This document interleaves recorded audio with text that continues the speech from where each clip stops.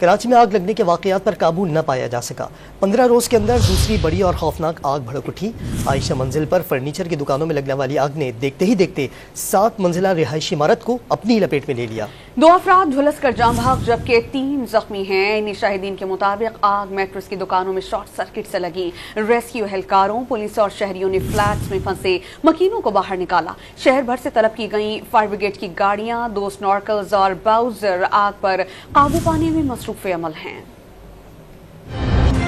کراچی میں 15 روز کے دوران دوسری بڑی آگ۔ عائشہ منزل کے قریب فرنیچر کی دکانوں میں لگنے والی آگ تیزی سے پھیلی اور 7 منزلہ رہائشی عمارت کی بالائی منزلوں تک پہنچ گئی۔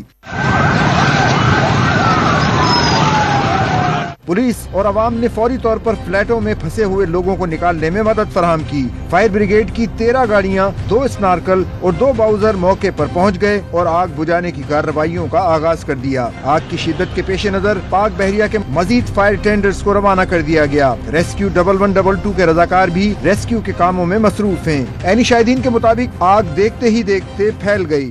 اتنا ایکسٹریم ہو گئی کہ موقع ہی نہیں ملا کہ کچھ کر سکے، کیونکہ شعلے یہاں برن بھی ہوا تھے کہ شعلوں سے۔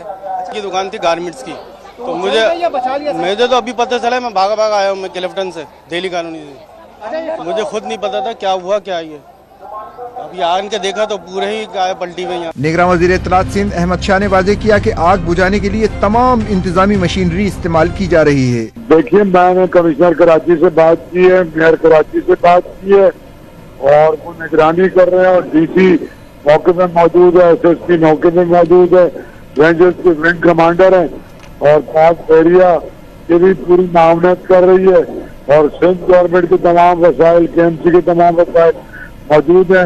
آگ میں جھلس کر زخمی ہونے والے ایک شخص کی شناخت 23 سالہ مصطفیٰ کے نام سے ہوئی۔ اسے فوری طور پر سول اسپتال کے برنس وارڈ منتقل کر دیا گیا۔ وہ 100% جھلسا ہوا ہے۔ واٹر کارپوریشن نے نیپا اور سخی حسن ہائیڈرینٹس پر ایمرجنسی نافذ کر دی۔ نگراں وزیر اعلیٰ سندھ نے تمام میونسپل اداروں، پولیس اور انتظامیہ کو جلد از جلد آگ بجھانے کے اقدامات کے احکامات دیے ہیں۔